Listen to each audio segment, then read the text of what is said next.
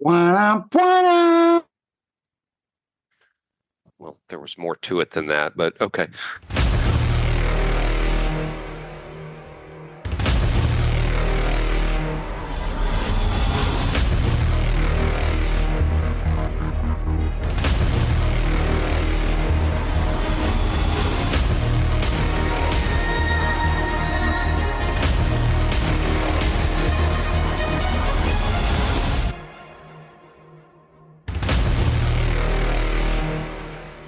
Welcome to episode 218 of Nerdery Murdery. Big 218. I'm Zig with your nerdery. And I'm Geoffrey with your Murdery. Welcome to another week of the highs and lows, the up and down, the good and the bad, and the nerd and the murd. Ah, summer, summer, summer. I said, I think last week, it hasn't been horrible, but I'd like it to cool off some more.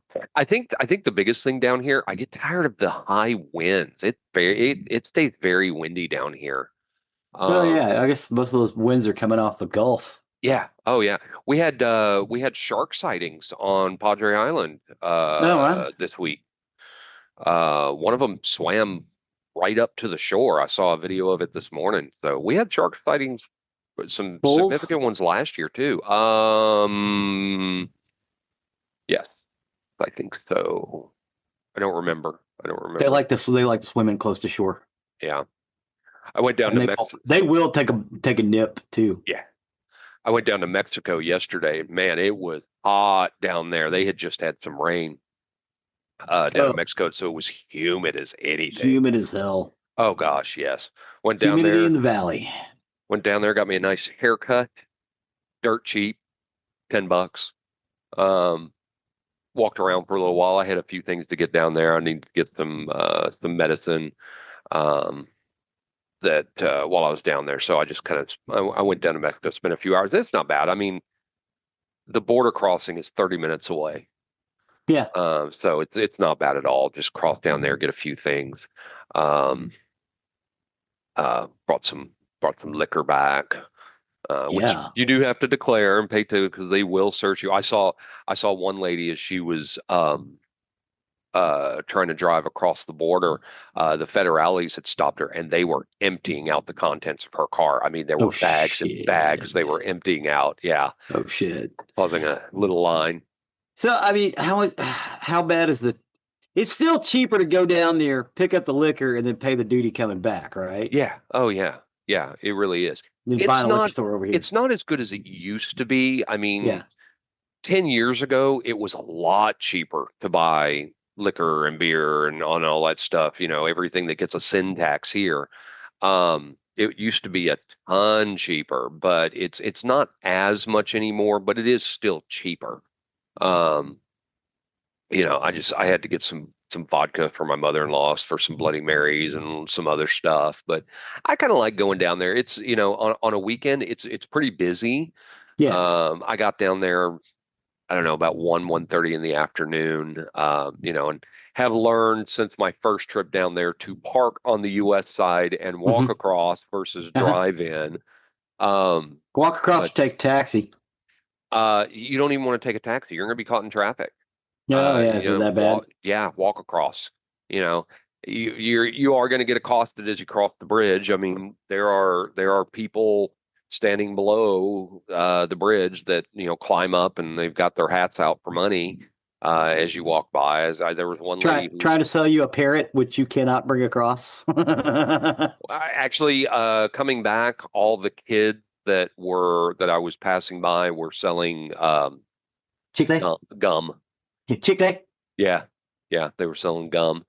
One lady was running along the bottom of the bridge, yelling at me the whole time as I was going across. And of course, I didn't understand a word she was saying.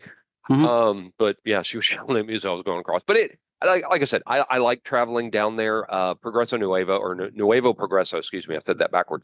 Nuevo Progreso it's a nice little town. I say little, it's actually kind of big.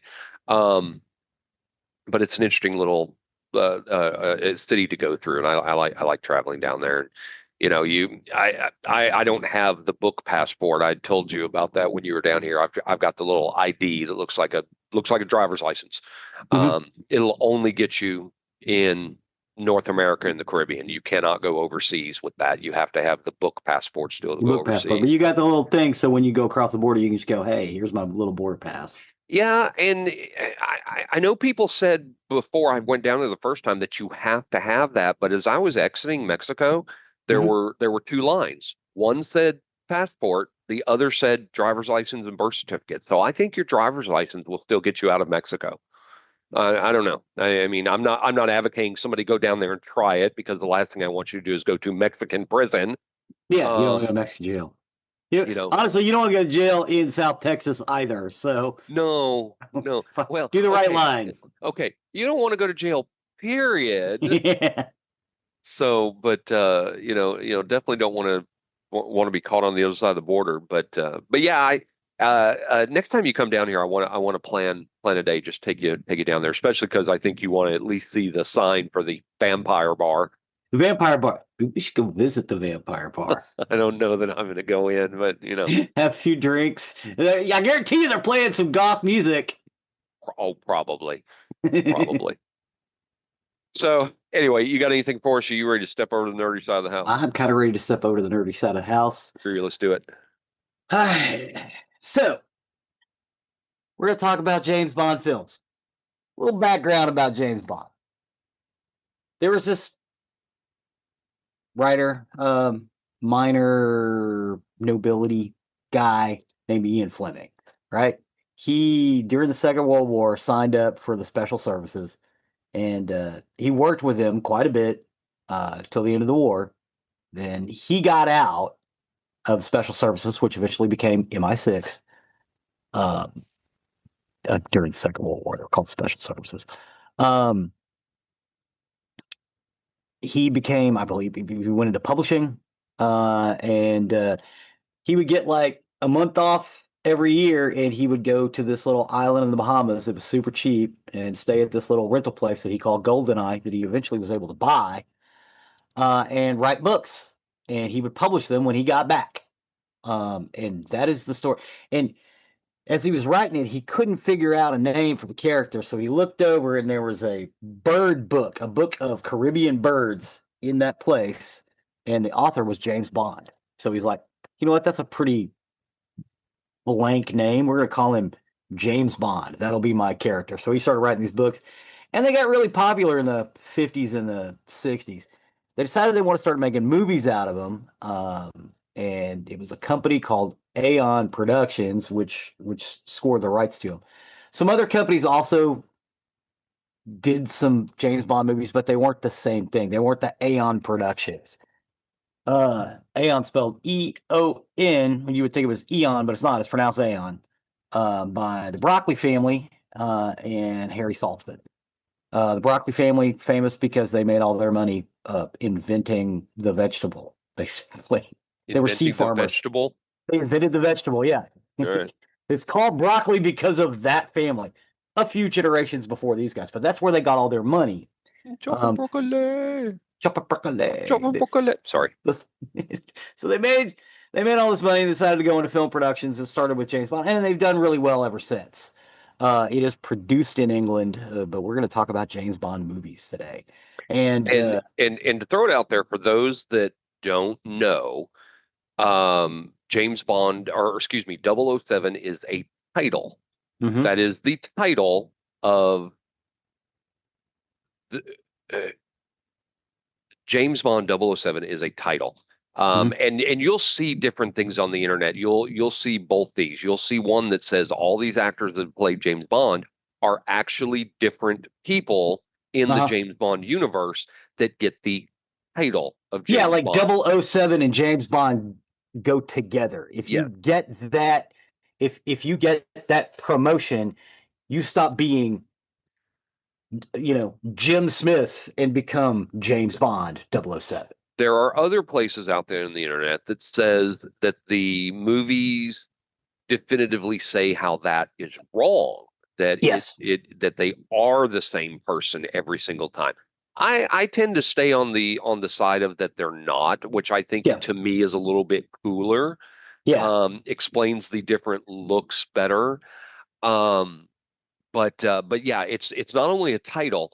But the And double O, in the movies, they never overtly said either way. it hasn't been overtly correct. And the double O in 007 means license to kill. Yeah. That's what the double O in 007 means. He is licensed to kill Agent 7 Hmm. is basically what it is. So there you go. The first film we're going to talk about is You Only Live Twice. It is a 1967 spy film and the fifth in the James Bond series, produced by Aeon Productions, starring Sean Connery as the fictional MI6 agent James Bond. It is the first Bond film to be directed by Louis Gilbert, who later directed the 1977 film The Spy Who Loved Me and the 1979 film Moonraker, both starring Roger Moore. The screenplay of You Only Live Twice was written by Roald Dahl and loosely based on Ian Fleming's 1964 novel of the same name. It is the first James Bond film to discard most of Fleming's plot, using only a few characters and locations from the book as the background for the entirely new story. In the film, Bond is dispatched to Japan after American and Soviet crewed spacecraft vanish mysteriously in orbit. Each nation blaming the other amidst the Cold War, Bond travels secretly to a remote Japanese island to find the prepar- perpetrators and comes face to face with Ernst Stavro Blofeld, the head of Spectre. Spectre. The film reveals the appearance of Blofeld, who was previously unseen. Spectre is working on the government for the government of an unnamed Asian power implied to be the People's Republic of China to provoke a war between the superpowers. During the filming in Japan, it was announced that Sean Connery would retire from the role of Bond, but after one film's absence, he returned in 1971's Diamonds Are Forever, and later in 1983's non-Aeon Bond film Never Say Never Again. You Only Live Twice received positive reviews and grossed over 111 million, which is an equivalent to 1 billion in 2024. Um, However, it was the first Bond film to see a decline in box office revenue, primarily owing to the oversaturation of the spy genre from Bond imitators, including a competing Bond film, Casino Royale from Columbia Pictures, which as we said, there were other people were doing some of the stuff. The Bond series continued with On Her Majesty's Secret Service in 1969, the first film without Sean Connery in the lead role. Oh, And Casino Royale is a controversial one. It is a the James original Royale. correct, the original. It's a parody. It's a farce. Yes. Um, and sometimes people do not count it in the James Bond movies because it's a farce. And some people sometimes do not count that James Bond as a James Bond. I kind of sit in the camp that it is, even if it Hmm. was a farce. I think that's okay. Um, eh, and I like You Only Live Twice. I really do. Again, I'm not in the camp that thinks Sean Connery was the best James Bond. I'm not. I think he was Me either. great as James Bond. I don't think he was the best. And I may be confusing You Only Live Twice with Never Say Never Again. It was in one of those where Bond is kind of in some sort of retirement village when That's he comes back. that's the that's the oh my God, you just said it. Never say never Never again. is that never? Yeah, Yeah, I thought I may have been confusing those which a is little bit. basically just a remake of Thunderball. Yeah, yeah. Um, so like I said, I like this movie. I'm just, you know, I like Sean Connery. I think he's a very, very good James Bond. I can even sit there and say he's a great James Bond, but I prefer the later. And it's, you know what? I'll go back to Doctor Who, like I talked in the last episode. I think Tom Baker was a great Doctor Who. Um, I just didn't enjoy the Tom Baker Doctor Who's as much because it was just a little too Blake Seven for me, a little too. That's the best way I can describe it. There's too much feathers and leather. Yeah, it was a little too much, and the fact that I couldn't ever figure out was I going to be up for 6 hours or 30 minutes to watch a Doctor Who. I could never stay with it, and I had a problem with it. Yeah. Sean Connery is kind of this way with me for James Bond movies. I came into James Bond later with Moonraker, so Roger Moore is my first James Bond, and I am more in tune with Moonraker and beyond Hmm. um, than some of these. But in saying that, they are still good movies, and You Only Live Twice is a good movie. Yeah, yeah, I like it. I like the Japan. They do put Sean Connery in some yellow face at one point, but it's because he's trying to disguise himself and get away. So I kind of forgive it a little bit because again, he's putting on a disguise to get away. He's not playing an Asian character. Hmm. He's trying to blend it because he's in Japan and he sticks out like a sore thumb. Uh, um, yeah, that first string of Sean Connery James Bond films, I, they're great. They're more of action movies. I'm with you. I prefer Roger Moore. Roger Moore was more gadget oriented, Hmm. and I liked the gadget James Bond. Yes, I think he should be a little actiony, but again, I'm with you. But again, I'm also not a huge James Bond fan. I like some of it, but I can take or leave James Bond. Um, this is a good one. And again, they shoot them all over the world, which is one of their draws, especially in the 60s and the 70s. It's like, oh, hey, look, there's Japan. Maybe, they should have had tie-ins with travel agencies back in the day because it was like, oh, hey, maybe we should go there. Um, but yeah, I mean, Sean Connery's all right. He's all right. He's all right. I don't hate him, but the next film is A View to a Kill. A View to Kill is a 1985 spy film, the 14th in the James Bond series, produced by Aeon Productions, and the seventh and final appearance of Roger Moore as the fictional MI6 agent James Bond. Although the title is adapted from Ian Fleming's 1960 short story, From A View to a Kill, the film has an entirely original screenplay. In A View to a Kill, Bond is pitted against Max Zorin, played pretty depthly by Christopher Walken, who plans to destroy California's Silicon Valley. The film was produced by Albert Broccoli and Michael G. Wilson, who also wrote the screenplay for Richard Maybaum. It was the third James Bond film to be directed by John Glenn and the last to feature Lois Maxwell as Miss Moneypenny.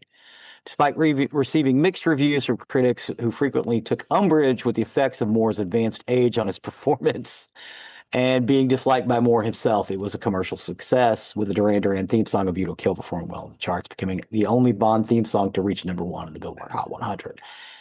The film was followed by The Living Daylights in 1987. So there was a couple of years. Well, I guess they're all, a couple of years difference until you get to the Pierce Brosnan era.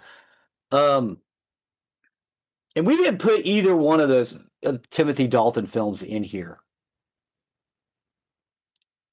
So, okay. Since we're talking about stuff, let's just say, as we said, James Bond's played by different actors. You have Sean Connery, George Lazenby, who plays at one time. Sean Connery comes back, and then Roger Moore takes over. When Roger Moore quits, you get Timothy Dalton. When Timothy Dalton is done, you get Pierce Brosnan. When Pierce Brosnan is done, you get Daniel Craig. And now we're up to the current edifice. And I think Daniel Craig's done now, right? They're going to get Yes, somebody else. Yeah. yes. I take it you haven't seen No Time to Die. No. Okay. Does he die? I don't want to spoil it for anybody. Well, I'm assuming he dies. I'm just, Yeah, he died. yeah. Yeah, Okay. yes. Very, Well, very much yeah, so. hopefully they can fucking confirm the idea that yes, James Bond is a title, not a person. Because There, I've always been there, in that camp. there is no question at the end of No Time to Die that James Bond is dead. Okay. Ah, small question. Small question. Small Very question. small. What do you think about A View to a Kill? Because I really liked it. I thought it was great. I don't. I liked it I, better than Octopus. I don't. I think to me, Chris Walken is over the top as Max Zorin. I didn't like that villain. I'm also not a fan of Grace Jones. Um, Oh, I that's right. just Grace Jones was in it too. yeah. I just did not enjoy A View to a Kill. It definitely doesn't go in my list of ones that I would watch. The song is great. I'm just not a fan of A View to a Kill. I like the small plane, the small collapsible plane. I thought that was cool. A lot of gadgets in this one. And as they said, Roger Moore was at an advanced age when he made that film. It's obvious, so he kind of leaned heavily on the gadgets. I think that's why I like it so Is he much. still alive? Is Roger Moore still alive, or is No, he I dead? think he passed away a couple of years ago. Did he? Okay. Yeah, I think he passed away a couple of years ago. Um, the next film on our list is Doctor No. Doctor No is a 1962 British spy film directed by Terence Young. It is the first film in the James Bond series, again by Am Productions, starring Sean Connery, Ursula Andrews, Joseph Wiseman, and Jack Lord. It was adapted by Richard Maibaum, Joanna Hayward, and Berkeley Mather from the 1958 novel by Ian Fleming. The film was produced by Harry Saltzman and Albert R. Broccoli, a partnership that continued until 1979. It was followed by From Russia with Love in 1963. In the film, James Bond is sent to Jamaica to investigate the disappearance of fellow British agent. The trail leads him to the underground base of Dr. Julius No, who is plotting to disrupt an early American space launch from Cape Canaveral with a radio beam weapon. Although it was the first of the Bond books to be made into a film, Dr. No is the sixth of Fleming's series, beginning with Casino Royale. The film makes a few references to threads from earlier books and later books in the series as well, such as the criminal organization of Spectre, which was not introduced until the 1961 novel Thunderball. Produced at a low budget, Dr. No was financially successful. While the film received a mixed critical reaction upon release, it gained a reputation over time as one of the series' best installments. Dr. No also launched a genre of secret agent films that flourished in the 1960s. The film spawned a comic book adaptation and soundtrack album as part of its promotional marketing. Many aspects of the typical James Bond film were established in Dr. No. The film begins with an introduction of the character through a view of a gun barrel, which they still do, and a highly stylized main title sequence, both of which were created by Maurice Binder. It also introduced the iconic theme music written by the film's score composer Monty Norman. Production designer Ken Adams established an elaborate visual style that is one of the hallmarks of the film series. So a lot of the things that happen in Doctor No end up happening. You've got you've got this circle run across the screen, and then you see the actor playing James Bond walk by, and then it centers on him, and you realize it's a gun barrel, and then James Bond raises his gun and fires, right? And then blood runs through the circle, like you are behind the gun and you've just been shot by James Bond. And then they go into the title theme that they developed for the show, for the movie. That's how they all start. Every single one of the AM productions starts like that, and it has the bum dun dun dun dun dun dun dun dun dun dun dun wah wah wah wah, which I broke in half for each one of these episodes in the stabs. So that's how those work. What do you think about Doctor No being the first? Dr. No is great. Um, Absolutely, I recommend seeing Dr. No. And of course, you have the iconic Ursula Andress bikini scene Uh huh. that was kind of reproduced in the Timothy Dalton one. Was that the Yeah. one with Halle Berry? Yeah, they tried to kind of reproduce that a little No, no, bit. no. That's Pierce Brosnan one. Was that Pierce Brosnan? Okay, Yeah. I couldn't remember which one they that Halle Berry reproduced that in. But you can't beat the Ursula Andress one. Sorry. Yeah. Look it up online. It's iconic. It's great. Doctor No is a fun movie and very James Bond. Of course, again, not as gadgety, No. but but it's a very good movie to watch, and I highly recommend it. Yeah. When we say gadgets, what we're talking about for people who've never seen this, Hmm. they have like super spy stuff like toothpaste that's an explosive, or a watch that has a dart gun in it, or a car that could turn into a submarine. When they go into the 70s, they get real gadgety. Oh yeah. Yeah, Oh yeah, yeah. or a regular boat that turns into a hydrofoil, Yeah. shit like that. Um, and If you get weird gadget, the weird gadget guy, Q. Um, the next film is GoldenEye. It is a 1995 spy film, the 17th in the James Bond series, produced by Eon Productions, and the first to star Pierce Brosnan as the fictional MI6 agent James Bond, directed by Martin Campbell. It was the first in the series not to use any story elements from works of the novelist Ian Fleming. GoldenEye was also the first James Bond film not produced by Albert R. Broccoli, following his stepping down from Eon Productions and replacement by his daughter Barbara Broccoli, along with Michael G. Wilson. Although Broccoli was still involved as a consulting producer, it was his final film project before his death in 1996. The story was conceived and written by Michael France, with later collaborations by the writers. In the film, Bond fights to prevent a rogue MI6 agent, Sean Bean, 006, from using a satellite weapon against London to cause a global financial meltdown. GoldenEye was released after a 6-year hiatus in the series caused by legal disputes, during which Timothy Dalton's contract for the role of James Bond expired, and he's deciding to leave the role, being replaced by Bronson. M was also recast, actress Judi Dench becoming the first woman to portray the character, replacing Robert Brown. The role of Miss Moneypenny was also recast, Caroline Bliss being replaced by Samantha Bond. Desmond Llewellyn was the only actor to reprise his role as Q. It was the first Bond film made after the dissolution of the Soviet Union and the end of the Cold War, which provided a background for the plot. Principal photography of GoldenEye took place from January to June in 95 in the UK, Russia, Monte Carlo, and Puerto Rico. It was the inaugural film produced at the Shot and Leavesdown Studios. It was the first one to use computer-generated imagery. In memory of the special effects supervisor Derek Medding, it was dedicated to his memory. So again, as we said, there was a contract dispute. They actually didn't like Timothy Dalton. A lot of people hated Timothy Dalton because Timothy Dalton was the first actor, he got a lot of shit for it, to portray Bond like he'd read in the books, because Timothy Dalton was a fan of the books, not of the films. He'd read them all. So he tries to portray Bond in The Living Daylights, and what was the second one? He made two. Living Daylights and I'll find it. Continue on. Yeah. So he made two, but the second one didn't do. The Living Daylights did all right, but everybody complained about it because it's like, well, he was only with one chick in the film. It's like, dude, come on. License to Kill. License to Kill. So yeah, he makes these two Bond films, and they're classic Bond films. They got all the tropes. They've got Felix Leitner. Okay, how many times has Felix Leitner died? His CIA friend. How many times has Felix Leitner been killed on film?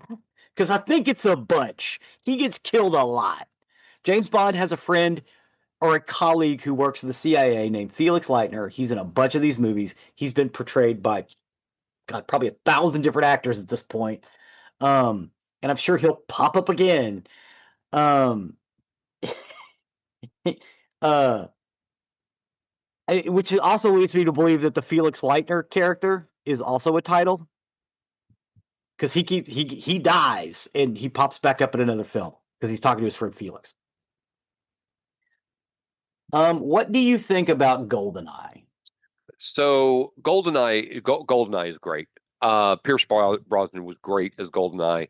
I wanted to step back for just a minute and explain something. So James Bond's boss in the movies is M.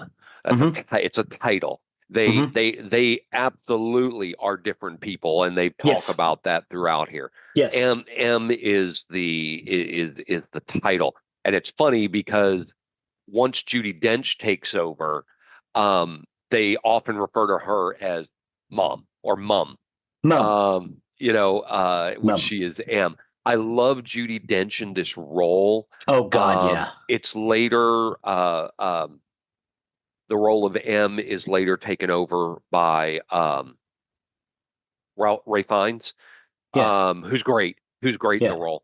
But I love Judi Dench in as M because this version, number one, James Bond is always in trouble.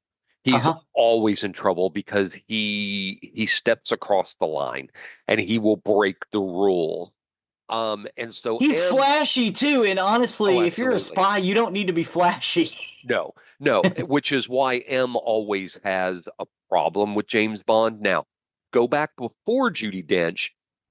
M, yes, had a problem with James Bond, but it wasn't the dislike that Judi Dench brought to it. M in the Judi She Dench was very era, disappointed in him, whereas as the old very. M would just, whereas the old M would just kind of go, "Oh, drinking again, there, Bond." Meh. Yeah, no, this iteration of M, starting with GoldenEye, the Judi Dench M, really kind of despises James Bond. And so I love her. Uh, then Q is the other one. Now Q stands for quartermaster. It is a title. He's Yeah. quartermaster and the one that gives James Bond his gadgets. Um, Yeah, Q was not nearly as big with the Sean Connery ones. He was right. huge in the Roger. There's always a scene where he's someplace, he walks into a door, and there's people fighting and using Yeah. flamethrowers and shit. It's really cool with that Q because that Q shows that the Q branch, or later they call it Q division, the Q branch is always doing something really cool and weird behind the scenes, which is something that is parodied in Austin Powers. Yes. The gadgets and things like that. It's parodied in Austin Powers. It's parodied in If looks could Spy. kill, if looks could kill If with looks could Richard kill, Grieco, if looks there could was a kill. big parody of it. It was like, Um, oh fuck. in Spy with Melissa McCarthy, Yeah. it's parodied there. But the character Q, I love the character of Q, especially starting again with Roger Moore because he gives just the coolest fucking gadgets. Um, When he shows up to meet him when he's having some trouble and he's looking in the water, there's an alligator, the alligator pops up, the head of the alligator opens up, and Q pops up. It's a fucking submarine. yeah, yeah, Here you go, it's Bond. it's really cool. It's really really cool. So anyway, so I just wanted to explain that for anybody who's diving into James Bond for the first time, who M and Q are. Yeah. Moneypenny comes into play quite a bit. M's Moneypenny, M's Money secretary. Moneypenny is M's secretary for almost all of the James Bonds. That changes in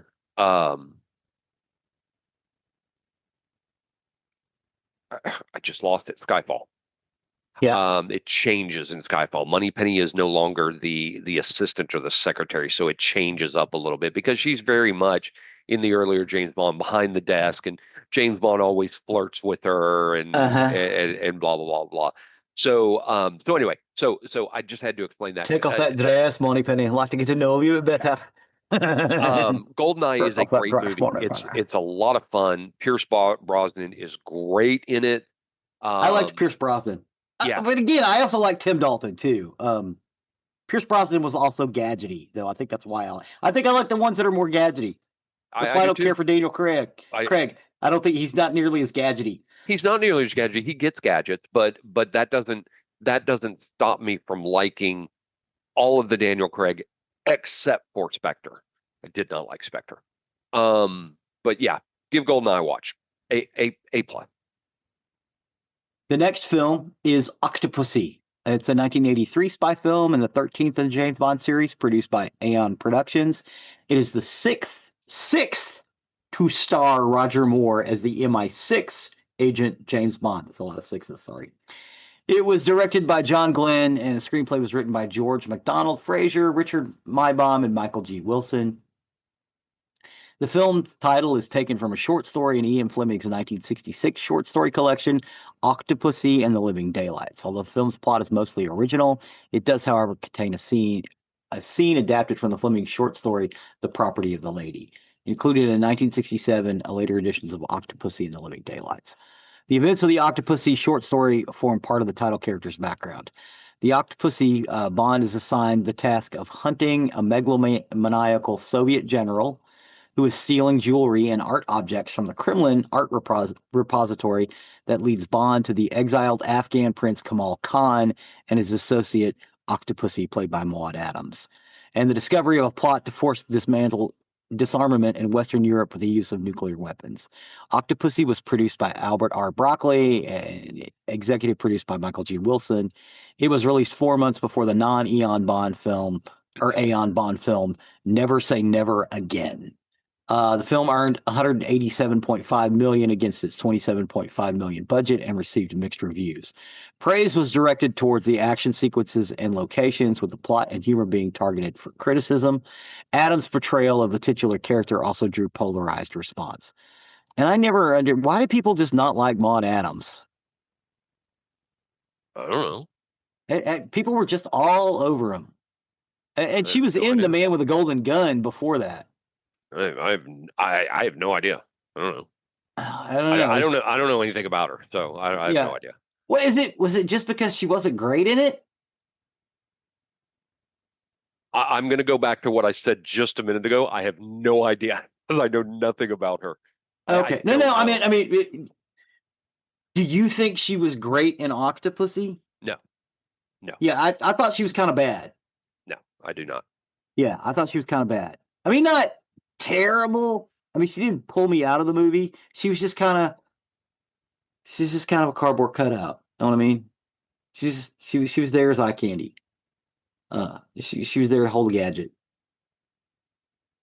But what do you think about the movie overall? Octopussy is not my favorite Roger Moore movie. It's okay. It's not great. Again, if you're a fan of Roger Moore, watch it. It's enjoyable enough. Honestly, Octopussy, the only reason it really would ever make my list is in 1983, I was 12 years old, and it just made us giggle beyond belief that we could say the word Octopussy in Octopussy. public.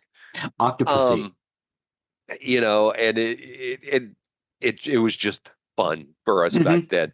It's not a great James Bond movie, but it's fun. It's fun. I would give it a watch. Definitely, Yeah, if you find you enjoy Roger Moore, watch it. I just think that this is. I think Octopussy is probably the weakest of the Roger Moores. yeah. I might even say it's the weakest of the James Bond movies that I've seen. I like A Living Daylights a lot more than I did Octopussy. I thought it was kind of ridiculous, just the whole premise behind that movie. And again, there should be some willing suspension of disbelief. It's super spies. That Right. whole genre is supposed to be ridiculous, Right. but it's like to me, the one right before Octopussy was the high watermark for Roger Moore. And again, I started with Moonraker, which is my favorite. But as far as Roger Moore's best one, For Your Eyes Only is his best one. Yes. Yes. I mean, the first couple of ones he did, yeah, they're pretty good. But I mean, was it The Man with the Golden Gun? Hmm. The next film on our list is Thunderball. It is a 1965 spy film and the fourth in the James Bond series, produced by Aeon Productions, starring Sean Connery as James Bond. It is adapted from the 1961 novel of the same name by Ian Fleming, which in turn was based on an original screenplay by Jack Whittingham, devised from a story conceived by Kevin McClory, Whittingham, and Fleming. It was the third and final Bond film to be directed by Terrence Young, with its screenplay by Richard Maibaum and John Hopkins. This film follows Bond's mission to find two NATO atomic bombs stolen by Spectre, which holds the world ransom to the tune of $100 million. Most of the Austin Powers gags basically come from this movie. A lot of the Austin Powers jokes Yes. are from this flick. Yes. It's a great flick. And some of the stuff from the The Incredibles. Some of the gags from there also come from this flick. Hmm. Um, yeah, they want $100 million in diamonds under threat of destroying an unspecified metropolitan area, either in the United Kingdom or the United States, later revealed to be Miami. The search leads Bond to the Bahamas, where he encounters Emil Largo, the card-playing eye patch-wearing Spectre number 2, backed by CIA agent Felix Leitner and Largo's mistress Domino Derval. Bond's search culminates in an underwater battle with Largo's henchmen. The film complex production comprised 4 different units, and about a quarter of the films comprised underwater scenes.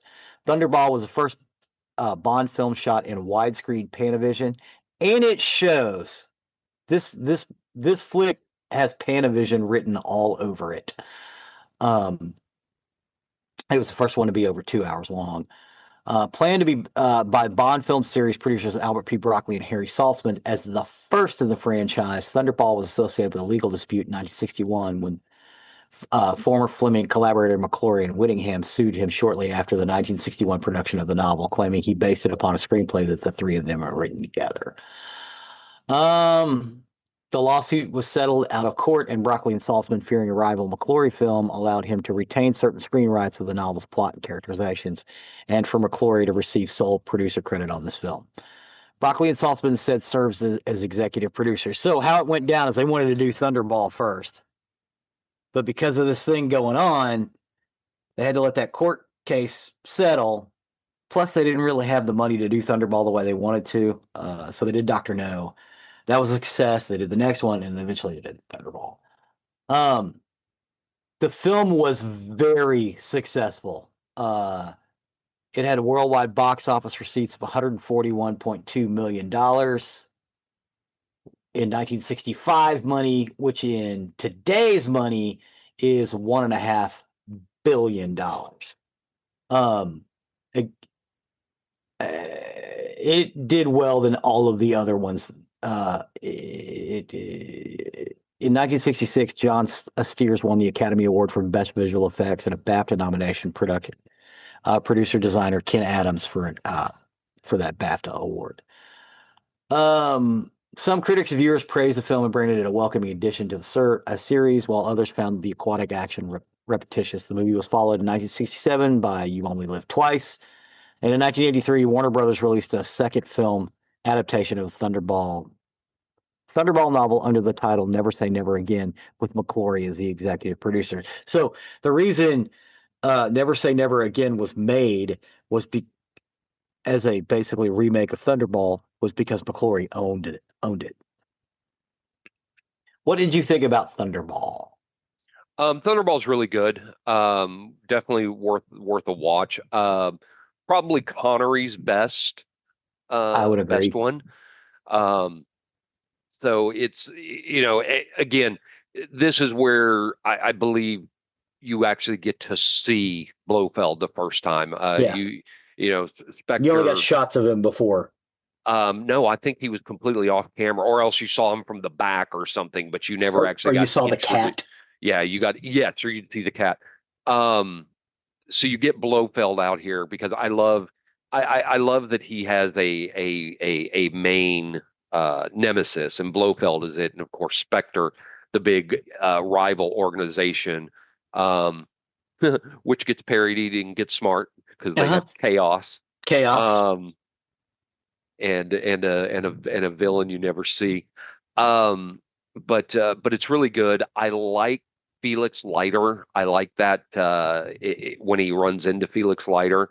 To me, the best Felix Leiter, and not just because of the name, has been Geoffrey Wright. Uh-huh. I think he was phenomenal as Felix. So this is really good. This has a lot of really good James Bond elements in it. Yeah.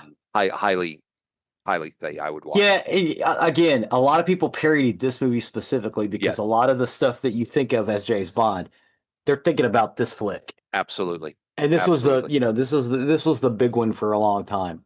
Yep. The next one uh might be a little controversial. It's on Her Majesty's Secret Service. I'm going to say right now, I think this is the best made James Bond movie. On Her Majesty's Secret Service is a 1969 spy film and the sixth in the James Bond series, produced by Aeon Productions. It is based on the 1963 novel by Ian Fleming, following Sean Connery's decision to retire from the role after You Only Live Twice. Aeon selected George Lazenby, a model with no prior acting credits, to play the part of James Bond. During filming, Lazenby announced that he would play the role of Bond only once, and then Connery returned to portray Bond in 1971's Diamonds Are Forever. In the film, Bond faces Blofeld, at this time played by Telly Savalas, not Donald Pleasance.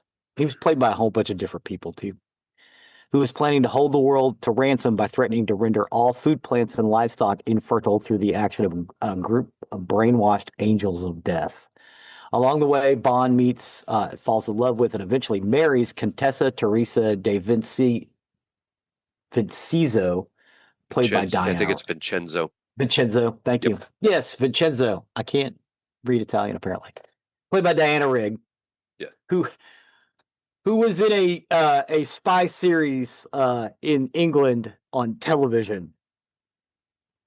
It is the only Bond film that had been directed by Peter Hunt, with the serving as his directorial debut, who has served as film editor, the second unit director, previously films of the series. Hunt, along with producers Albert Broccoli and Harry Saltzman, decided to produce a more realistic film that would follow the novel closely. It was shot in Switzerland, England, and Portugal from October of 1968 to May of 1969. Although its cinema release was not as lucrative as its predecessor, You Only Live Twice, On Her Majesty's Secret Service was still one of the top performing films of the year. Critical reviews upon release were mixed, but the film's reputation has improved greatly over time and is now regarded as one of the strongest entries in the series, as well as one of the most faithful adaptations of a Fleming novel. The title of the book and film is a play on the phrase "On Her Majesty's Service." What did you think about On Her Majesty's Secret Service? So this is an interesting one. I think I'd like to see this one redone. I think had George Lazenby been given the benefit of a second film, Uh-huh. I might see this one a little bit better than I do. You are correct. It's very James Bond. It's way more faithful to the books. Um, but it's just not in my tops and my favorite. I struggle with this one, and I think it's I don't know. I think it's just because Lazenby is just kind of bookmarked or bookended in there. Um, that I kind of have a little bit of issue with this. I really kind of think, yeah, maybe if we'd give him a second one. Blofeld is Telly Savalas. I didn't really like Telly Savalas in that role. Oh, you didn't like Um, Telly Savalas as Blofeld. Okay. no, All right. no, Yeah. and that You know and what? I that can kind of hurts see that. and that hurts the movie for me too. Um, Tel Telly Savalas was pigeonholed. That is Kojak. Yeah. He's very pigeonholed with that. I can't see him as Blofeld. I don't uh, go back to Emilia Largo as Blofeld. I think was brilliant. I hate that Christopher Waltz was wasted on Blofeld because he's a brilliant actor. Yeah, Christopher Waltz Um, is great. and it was wasted with that crash movie Spectre. Um, I would have liked to have given George Lazenby a second opportunity with this. I just have a few problems with this movie. I have a problem with Bond getting married. That just wouldn't happen. It's not very. It doesn't follow the flow of the James Bond. So I struggle with this one a little bit. Do I think it's worth watching? Yes. Is it one of my favorites? No. I think this one is the best made because it's more in line with the book. Um, and the fact that he gets married and then she gets killed. I'm sorry to spoil it, but it is 50 years old. Hmm. Uh, kind of fits in the narrative of the story. It's like, oh, he finally found someone. Oh yeah, I guess he can't. Yeah, that's not the life for James Bond. Right, and they redo that um, with with Skyfall and Spectre. They redo that to try to get into that kind of thing where he loses the woman he loves, or is it Spectre and No Time to Die? Maybe Spectre and No Time to Die. It may have reversed those up a little bit. Um, because I really like the actress who plays his love interest in that. So it's Spectre and then No Time to Die. No Time to Die is the last one. You Correct. liked No Time to Die, but you hated Spectre, right? Correct. Correct. Okay. No Time to Die I thought was really, really good. It was a very, very fitting tribute to James Bond. It was a very fitting movie to be the 50th anniversary of James Bond. Was it 50th anniversary or 50th James Bond? No, no, it was the 50th anniversary. 50th anniversary. Okay, yeah. Yeah. 50th anniversary of Doctor No. Yeah, thank you. Thank you. But yeah, the actress, I like the actress who plays his love interest in that. I think she's great. So anyway, yeah, it's okay. Give it a watch. Give it a watch. It's okay. It's okay. It's all Yeah. right. It's all right. I'm just not of the path that I think it's great. Um, can we break for a second? Yeah, Zig, you can certainly go take a break. So, dear listeners, as you're listening, why don't you go take a break, put us on pause, go take your little break, and come back. We've got a few movies to go, and then I got a long one. So, there's your opportunity, break time, and you're back. Hey, hey. Um, the next film on the list is From Russia with Love. From Russia with Love is a 1963 spy film and the second in the James Bond series produced by Aeon Productions, as well as Sean Connery's second role as MI6 agent 007 James Bond. The picture was directed by Terrence Young, produced by Albert Broccoli and Harry Saltzman, and written by Richard Maibaum and Joanna Harwood, based on Ian Fleming's 1957 novel From Russia with Love. In the film, Bond is sent to assist in the defection of Soviet consulate clerk Tatiana Romanova in Turkey, where Spectre plans to avenge Bond's killing of Dr. No. The film followed Dr. No and was followed by Goldfinger. So you got Dr. No, From Russia with Love, and then Goldfinger. Following the success of Dr. No, United Artists greenlit a sequel and doubled the budget available for the producers. In addition to filming on location in Turkey, the action scenes were shot at Pinewood Studios, Buckinghamshire, and in Scotland. Production ran over budget and schedule and was rushed to finish by its scheduled October 1963 release date. From Russia with Love was a critical and commercial success. It took in more than $78 million in worldwide box office receipts, far more than its $2 million budget and more than its predecessor, Dr. No, thereby becoming a blockbuster in 1960 cinema. The film is considered one of the best entries in the series, and in 2004, Total Film magazine named it the ninth greatest British film of all time. It was the only Bond film to appear on that list. It was also the first film in the series to win a BAFTA award for Best Cinematography. From Russia with Love. I think From Russia with Love is better than Dr. No.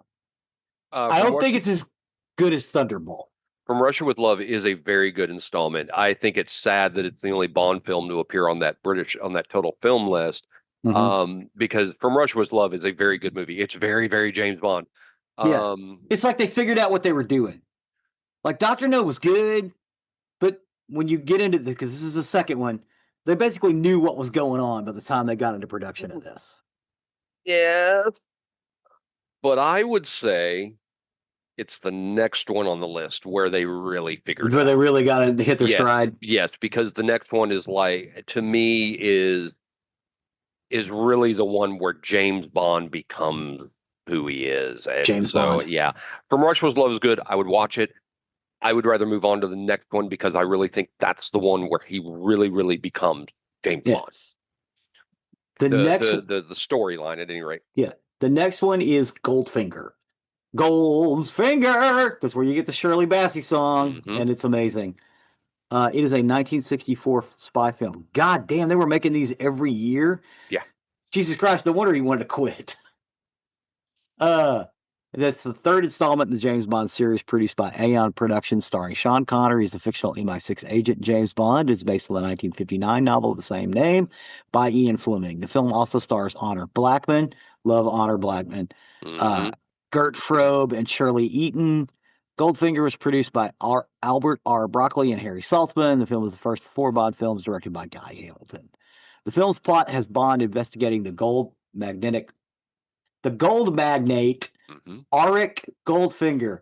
Auric meaning gold. Right. Who plans to contaminate the United States bullion depository at Fort Knox. Goldfinger was the first Bond blockbuster with a budget equal to that of the two preceding films combined. So they took the budget uh, for Russia with Love and Doctor No, combined them, and that was the one for Goldfinger. I think you could say to buy a lot of paint. Goldfinger was heralded. Goldfinger was heralded as the film in the franchise where James Bond comes into focus, Oh, there you as go. Geoffrey said. Many elements introduced and appear in many other later James Bond films, such as the extensive use of technology and gadgets by Bond. Because again, Sean Connery's not nearly as gadgety. Hmm. Um, and extensive pre-credit sequences that stood largely alone from the main plot, multiple foreign locales, and tongue-in-cheek humor.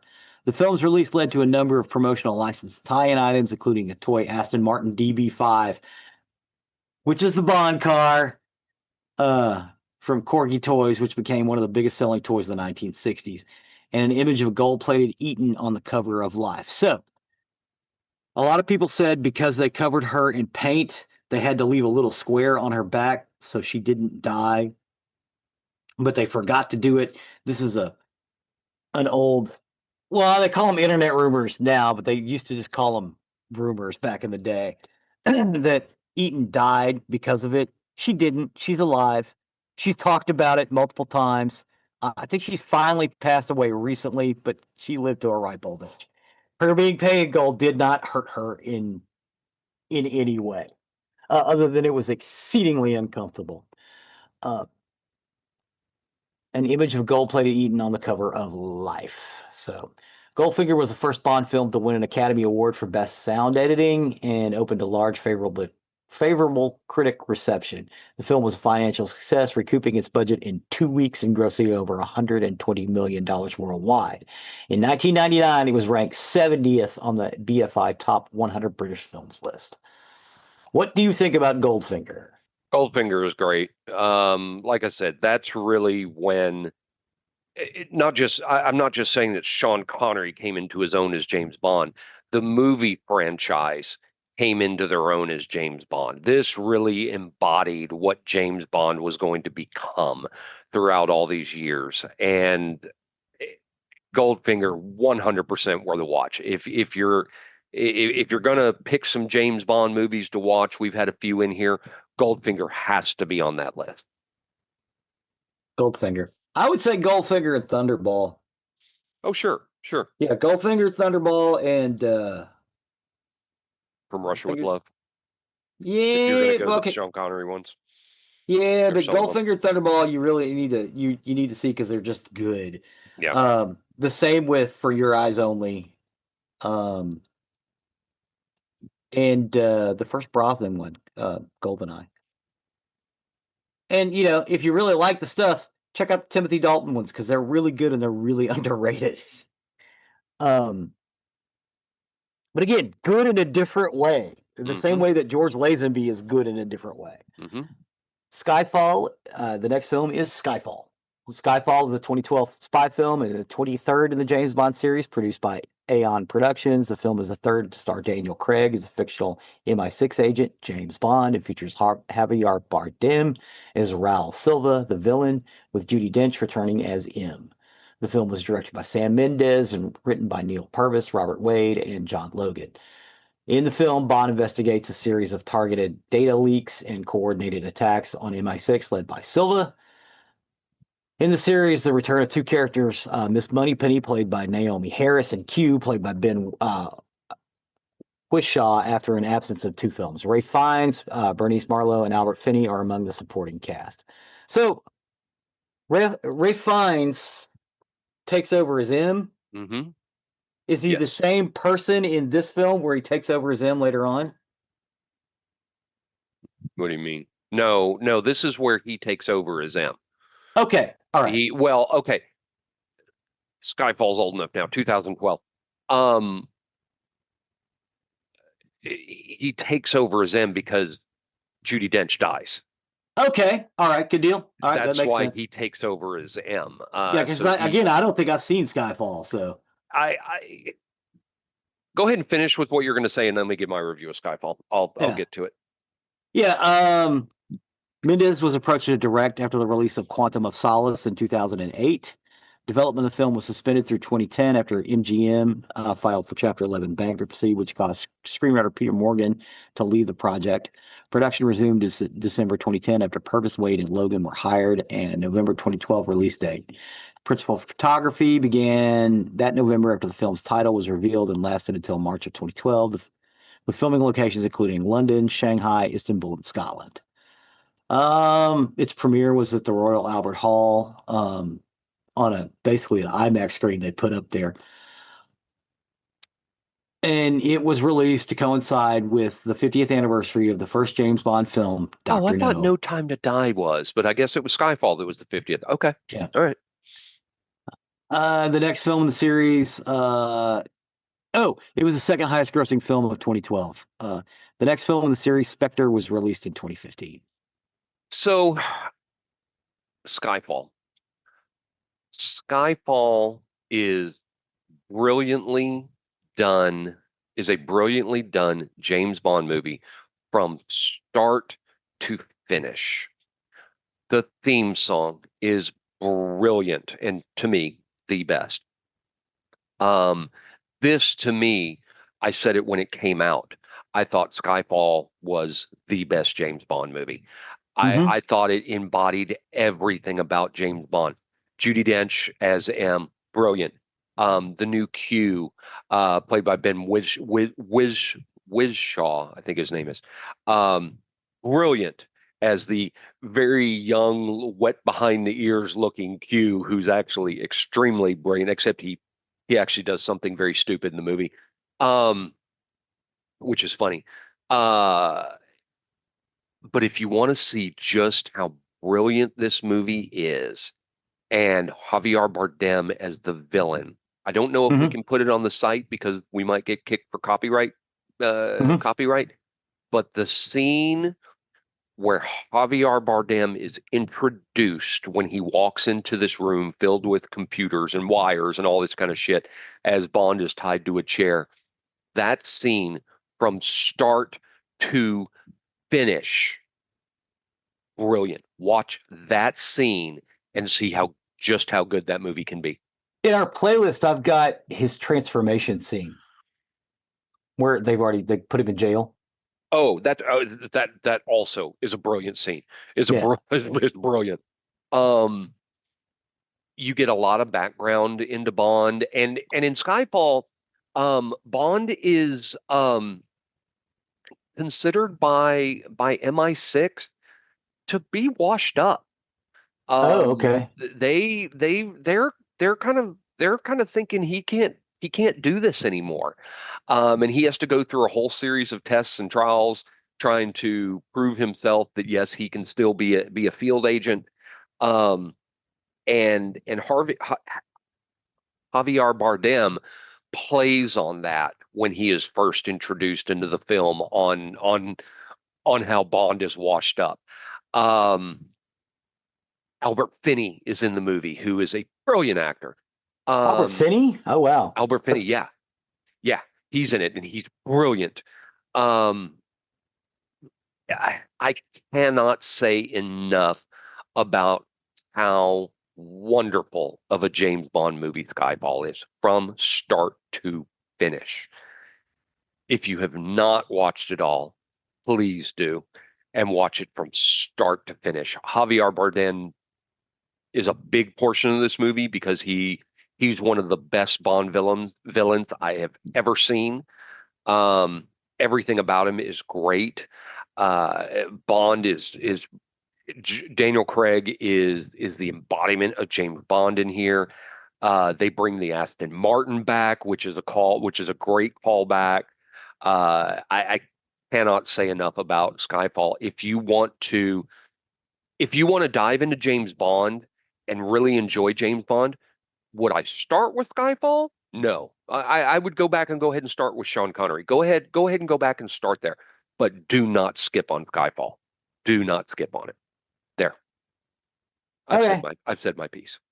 That's your piece. That's it. That's it. That's what you needed to say. Yeah. Yeah, I was just looking at the list, so I forgot about Quantum of Solace. See, I watched like the first 15, 20 minutes of Quantum of Solace, and I was like, nope, I'm done.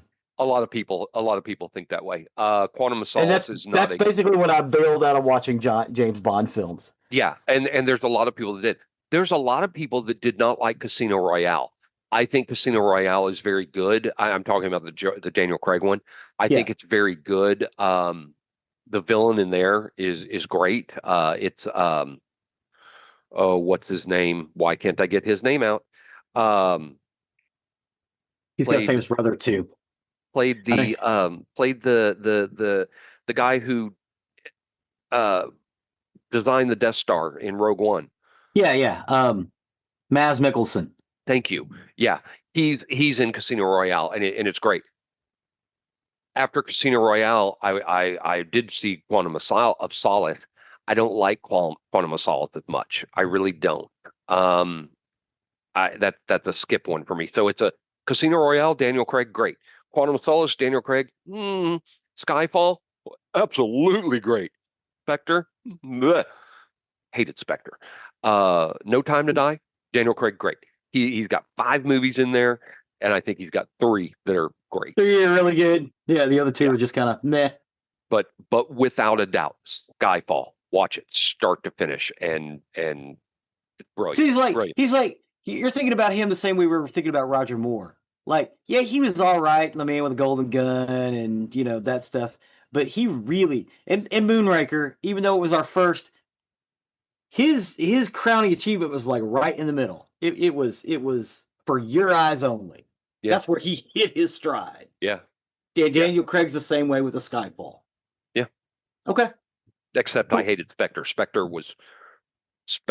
was Well, I mean, shitty. we feel the same way about Octopussy and the Yeah. Living Daylights. Well, So yeah, but don't get me wrong. It's not Daniel Craig that's the problem. Spectre was a bad story.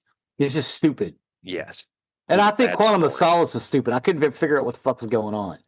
I was like, That's this, how most people think about it. Yeah, yeah, this movie just really isn't good. yeah. It's a bunch of action sequences strung together, which is fine, but don't call it a movie. Say it's a bunch of action sequences strung Oh together. man, in Skyfall, the he goes to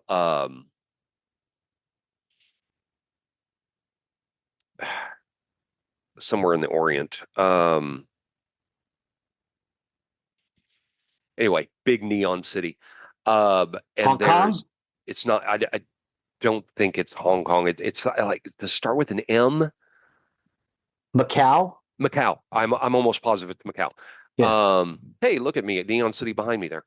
Um, there's a brilliant fight scene in Skyfall with Daniel Craig fighting a bad guy, and they're in this office building, and the neon city is outside of the windows, Oh, um, nice. and so the entire fight scene is almost entirely in silhouette. Oh, okay. Yeah, It's that's nice. it's That's brilliant. good. That's good shooting right Yeah, there. it's Yeah, brilliant. It's yeah, I brilliant. like that. You know what, my friend? Today, just watch that scene. Okay. You I will may end up just watching Skyfall today you will when this is enjoy all the over. cinematography of that fight scene, and then, like I said, get to where Javier Bardem comes in, and you'll take off from there. Right on. All right. The next film on our list is one we have discussed. It is Jeffrey and my introduction to James Bond. We were introduced at Yes. the same time in the theater. It is Moonraker. Yep. Moonraker is a 1979 spy film, the 11th in the James Bond series produced by Eon Productions, and the fourth to star Roger Moore as a fictional MI6 agent James Bond. The third and final film in the series to be directed by Lewis Gilbert. It co-stars Lois Childs, Michael Lonsdale, Clary, and Richard Kiel. In the film, Bond investigates the vanishing of a space shuttle, leading him to Hugo Drax, the owner of the shuttle's manufacturing firm, along with astronaut Dr. Holly Goodhead. I forgot that was her name. Holly Goodhead. Bond follows the mystery from the California to Venice, Rio de Janeiro, and the Amazon rainforest, and finally into outer space to prevent a plot to wipe out the world's population and repopulate humanity with a master race. That never works. No. Okay. The story was intended by author Ian Fleming to become a film even before he completed the novel in 1954. He based it on a screenplay manuscript he had devised earlier. The film's producers had originally intended to make For Your Eyes Only, but chose Moonraker as a result of the resurgence of the science fiction genre, which is why 2 years later they made For Your Eyes Only. Right. The success of Star Wars and NASA's concurrent test flights of the space shuttle. Budgetary issues led to the film being shot primarily in France. Other locations included Italy, Brazil, Guatemala, and the U.S. The sound stages at Pinewood Studio in England, traditionally used for the series, were only used by the special effects team. Moonraker was a high production cost of $34 million, more than twice as much as The Spy Who Loved Me, which was the last film they'd done, and it received mixed reviews. However, the film's visuals were praised, with Derek Meddings being nominated for the Academy Award for Best Visual Effects. And it eventually became the highest grossing film of the series at the time, with 210.3 million worldwide, a record that stood up until 1995's GoldenEye. So Moonraker was the biggest. It was the biggest hit until GoldenEye. Um, Hmm. this was Bernard Lee's final outing as M before his death in January of 1981. Um, Moonraker is very science fictiony. I love it. Oh yeah, Moonraker is very cool. This is And where you they're in get the Venice, where with all the glass workers. All of that shit is beautiful. yeah with the gondola that becomes a speedboat. Yeah, Gondola becomes a Um, speedboat. this is the movie where he gets the watch with the dart in it, or the little rocket or whatever it is that comes out of it. This is very gadget driven, Yes, it is. and it's just so when this movie came out, I got a little upset stomach in the theater Uh-huh. because prior to this, I had gone on Spindletop at Six Flags for the first time. Let me rephrase that. I went on Spindletop for the first and only time in my life, which made me violently ill. Spindletop was this ride at Six Flags where it started spinning around and then spinning around faster and faster and faster so that you were stuck to the wall and then the floor would drop and so you're hanging there on the wall. I can't my equilibrium cannot take spinning like that and it makes me very violently ill. Oh, excuse me. So I had been on Spindletop before this. I don't say it like right before I saw the movie or anything, but somewhere before this. And in Moonraker, James Bond has to go in this centrifuge where Uh-huh. he has to survive in the centrifuge. And yeah, it made me I almost got violently ill in the movie. But Love I love Spindletop. I love Moonraker. I love everything about it. Hugo Drax is a little over the top, Mm-hmm. but it's really good. It's got Bernard Lee, as you said, as M, who was great in it, big with the gadgets and the cool tech and all that kind of stuff. So this is a great one. It was, as we said, it was our first entry into James Bond, and so I've got a special place in my heart for Moonraker. Without a doubt, it's a C. Not a C grade. It's a must see movie. Yeah, yeah, yeah. Moonraker's great. I would definitely start with some of the other ones first. But Moonraker, especially if you're into science fiction and gadgetry, is pretty. There's people in British soldiers in spacesuits with guns. It's Yeah, awesome. yeah. The final film on our list, uh, and I think we talked about it the whole time. It's For Your Eyes Only. Hmm. Hmm. Which again, I think Geoffrey and I both agree. This was Roger Moore's high point. Absolutely. Yeah. It was directed by John Glenn. Produced by Albert Broccoli, the film stars Roger Moore as a fictional MI6 agent James Bond, co-stars Caroline Bouquet, Chaim Topol, Lynn Holly Johnson, and Julian Glover. It's the 12th film in the James Bond franchise, hot off the heels of Moonraker, just a couple of years before. Although the script is principally based on two Ian Fleming short stories, For Your Eyes Only and Reciso. Some elements of the plot were also inspired by the novels Live and Let Die, Goldfinger, and On Her Majesty's Secret Service. The film follows Bond as he attempts to locate a missile command system while becoming tangled in a web of deception spun by rival Greek businessmen, along with Melina Havelock, a woman seeking to avenge the murder of her parents. After the science fiction focused Moonraker, the producers wanted to return to the style of the earlier Bond films and works of '07 creator Fleming. For Your Eyes Only followed a grittier, more realistic approach and a narrative theme for revenge and its consequences rather than the fantasy narrative of Moonraker. Filming took place from September of 1980 to February of 1981. Locations included Greece, Italy, and the United Kingdom, while underwater footage was shot in the Bahamas. Sheena Easton's performance of the title theme song was heavily lauded, which we talked about the previous episode. It did pretty well. It did not do as well as Moonraker, but it did better than they expected. I think it generated 195.3 million worldwide in 1981 dollars, which was not as good as it's 1979 dollars, but it's still not bad. Um, so it allowed them to go on and do Octopussy and The Living Daylights Hmm. and A View to a Kill and all that, or View to Kill and The Living Daylights.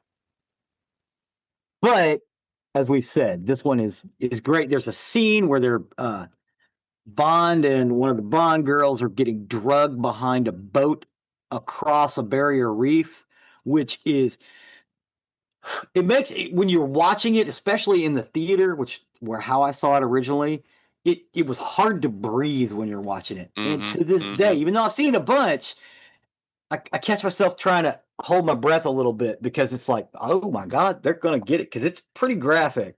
I mean, they're getting drugged behind a speedboat by the feet, right? Wasn't it by the feet? I Yeah, believe so. yeah, by their feet across a live reef. And they're running against coral and sharks. It's like, man, they're gonna kill both of them, but they make it out because it's James Bond. She's gonna make it out. Yeah, For Your Eyes Only.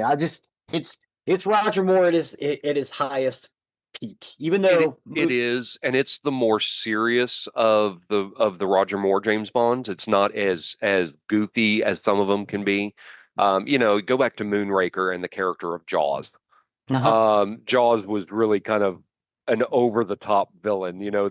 This big old hulking man with these steel teeth that could chew through steel cable. I mean, it gets a little over the top. For Your Eyes Only was Ridiculous. was very much more serious James Bond. And it's a great entry in it's a great entry to watch in the series. You can't go wrong with watching For Your Eyes Only. Again, from the start opening sequence to the song For Your Eyes Only by Sheena Easton all the way through the end. Great movie. Yeah, yeah. It's pretty badass. And what's sad is you get Moonraker and then For Your Eyes Only, and then we get Octopussy and uh, Living A View to Daylights. a Kill. Oh, View to Kill. You're right. Yes. Sorry. Yeah, Got that out of order. and honestly, those two they pale in comparison to the Absolutely. Moonraker and Absolutely. For Your Eyes Only. And I'm sorry, Yeah. just to backtrace a little bit. I was thinking 50th film of James Bond. No, Skyfall is the 50th anniversary. No Time to Die is the 25th in the Yes. series, which was Yes. why it was so special and highly Yeah. lauded. Yeah. So 25th of the Aeon Productions. Spelled with EON, but pronounced Aeon. with James with whatever James Bond 26 is, we will have a new James Bond. Yes. Yes, we will have a new and we're all hoping for Chris Elbow. Idris Chris Elba. Elbow. Wonder if they That's have any. Wonder if they have any updates on that. I'm it's what curious. Ollie G used to call him. Chris Elbow. And Idris Elba thinks it's hysterical. He loves it. Um, let's see. So, no, no. What? Okay. The next James Bond has not been officially announced. While there's much speculation, various actors are rumored to be in the running, including Jacob Elordi, who I don't know who that is, Harris Dickinson, who I don't know who that is, Tom Holland. I don't see Tom Holland as James Bond. I don't. You know who Tom Holland is? Spider-Man. Spider-Man. I just don't see him. Yeah, but I mean, okay, the James Bond is like Doctor Who in England. There's a big thing, and they'll say it's all these people, and it turns out to be none of them ever, Yeah, that's except very for true. Pierce. Yeah, except for Pierce Brosnan, because Yeah. they kept saying it was going to be Pierce Brosnan, and he couldn't get out of his Remington Steel contract. I like Tom Holland. I just don't see him as James Bond. I just Yeah, really don't. yeah. So Denis Villeneuve is going to be the next director. So Okay, that's apparently done. Okay. Amazon now owns now controls the franchise. Oh Did yeah. not know that. Yeah, Oh, that's so we can go watch all of them then. yeah, I would assume it's probably on Amazon Prime now since they own it. So, yeah. So, I great list. I'm glad we covered this. I was really excited for this one, because I'm a lifelong James Bond fan since Moonraker Yeah. came out again. You know, my mother took me to the movie theaters um, to watch Moonraker. She had watched Moonraker James Bond as she was growing up, so she wanted to introduce me to it. And I've been a James Bond fan ever since. I absolutely love it. So thank you for that list. Sure. All right. With that, we'll step over to the murdery side of the house. Murder. For today, I got my information off Medium, Wikipedia, the Lexington Herald Leader, and NBC 10 Philadelphia. And this is the 10th girl case. The tenth girl. 10th, Tent. Oh, tent girl. 10th Okay. girl. This is kind of a long one. So if you all need to take a break here, pause and whatnot. So we will, but I will press on unless Zig, you okay? Doing No, good? I'm good. All Yeah, right, yeah. we're good. That Here we last go. break helped. Here we go. So tentgirl.com is a website that began 30 years ago, and it began displaying an eerie sketch of a woman. She was referred to as Tent Girl because of the material that was wrapped around her when she was found. Her identity was a mystery that police tried and failed for decades to solve, until one dedicated person bordering on obsessed, an internet sleuth finally cracked the case. Um, it all began on the night of May 17th, 1968, in Georgetown, Kentucky. A well digger named Wilbur Riddle was walking around Route US 25 while he waited for his boss to show up. And he was scanning the ground for discarded telephone pole insulators, which is an easy way to make a few bucks back then. Yeah. Something unusual caught his eye. Amid the scattered glass bottles and debris, there was an oddly shaped bundle that reflected the headlights of passing cars and a green tarp bunched up in the brush. And he went to go take a closer look. And why he wanted to do this, he realized it was a tarp and he thought he could salvage the tarp and sell it because that was worth the money. Hmm. So he nudged the bundle with his foot, which sent it rolling down the embankment. But when his foot touched the bundle, instead of feeling hard like scrap metal or some other trash, it felt soft. The tarp unraveled slightly as it tumbled, and for a brief moment, Wilbur thought it was a dead animal. However, as he looked, he had to step closer to investigate. Prodded the bundle again. It fell a little harder. He focused his eyes on that spot, and that's when the hair stood up on the back of his neck because it appeared to be a human leg. And the hard part he had just picked, it was the head. Ugh. Immediately after seeing this, he hopped into his truck and drove like a madman to the nearest gas station 2 miles away, and he called the police. Shortly after that, Sheriff Bobby Vance, along with Deputy Jimmy Williams and Coroner Kenneth Grant, met with Wilbur, who led them to the body's location. As is protocol, they asked Wilbur what he was doing in the backwoods of town, for which he told them he was a well digger and he, with his boss, were hired on a drilling project nearby. And he stated since his boss left a note that he was going to be late and he shouldn't start without him, he thought it was a good opportunity to scrounge up sellable parts. Yeah. So after initial questioning, the police asked Wilbur to show them where he discovered the body.